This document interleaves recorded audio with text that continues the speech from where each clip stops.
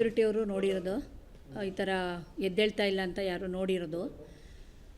ಅದಾದಮೇಲೆ 7:45ಗೆ ಔಟ್ ಸ್ಟೇಷನ್ಗೆ ಇನ್ಫಾರ್ಮ್ ಮಾಡಿದ್ದಾರೆ. ಆಮೇಲೆ ಡೀಟೇಲ್ಸ್ ನೋಡಿದಾಗ ಅವರ ವೈಫು ಅಡ್ಮಿಟ್ ಆಗಿದ್ದಾರೆ ನಮ್ಮ ಚಲವಾಂಬ ಆಸ್ಪತ್ರೆಗೆ.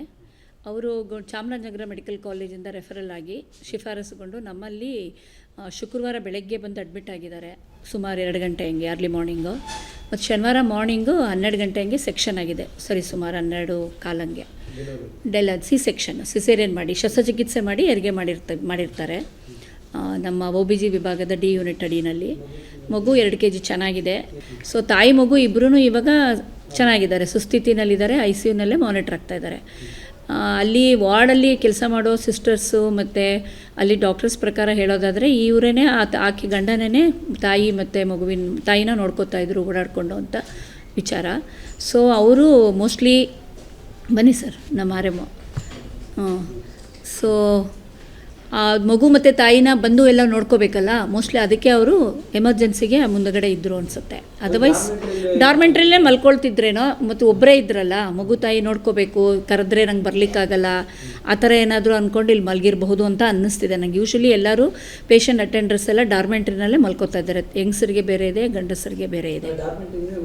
ಇಲ್ಲ, ಆಗಿದೆ ಆಲ್ರೆಡಿ ಜನಗಳೆಲ್ಲ ಯೂಸ್ ಮಾಡ್ತಾ ಇದ್ದಾರೆ. ಅಲ್ಲಿ ಚಾರ್ಜಸ್ ಅಂದರೆ ಕೆಲವ್ರಿಗೆ ತುಂಬ ಬಡವರಿದ್ದರೆ ಫ್ರೀಯಾಗೇ ಕೊಡ್ತಾಯಿದ್ದೀವಿ.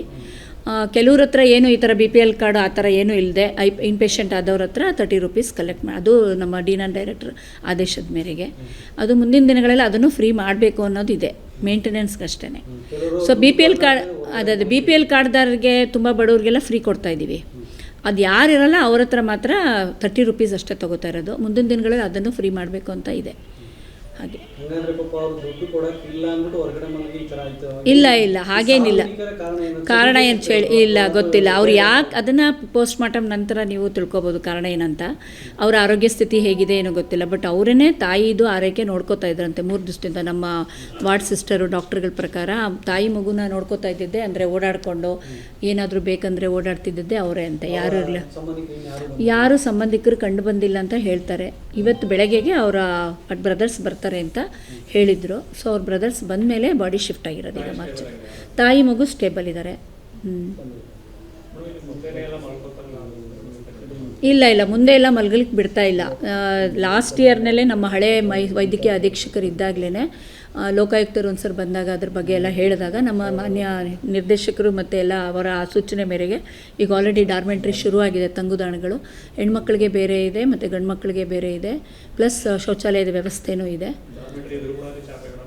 ಅದು ಮಧ್ಯಾಹ್ನದ ಹೊತ್ತು ಊಟ ತಿಂಡಿಗೆ ಮತ್ತು ಇಲ್ಲಿಂದ ಕರೀತಾ ಇರ್ತಾರಲ್ಲ ಪೇಷಂಟ್ಸು, ಹೇಗಿದೆ ಅವ್ರ ಸ್ಥಿತಿ ವಿಚಾರ ಹೇಳಲಿಕ್ಕೆ ಅನೌನ್ಸ್ ಮಾಡ್ತಾ ಇರ್ತಾರಲ್ವ. ಮೋಸ್ಟ್ಲಿ ಅದಕ್ಕೆ ಅಲ್ಲಿದ್ದರೆ ಕೇಳಿಸಲ್ಲ ಅಂತ ಎದುರುಗಡೆ ಬೆಳಗಿನ ಜಾವ ಹಗಲೊತ್ತಿನಲ್ಲಿ ಮೋಸ್ಟ್ಲಿ ಅವ್ರು ಇಲ್ಲಿ ಚಾಪೆ ಹಾಸ್ಕೊಂಡಿರ್ತಾರೆ. ರಾತ್ರಿ ಎಲ್ಲ ಮಲ್ಕೊಳ್ಳೋದಲ್ಲೇ ಅವರು ಎಲ್ಲ ಅಟೆಂಡರ್ಸ್ ಎಲ್ಲ.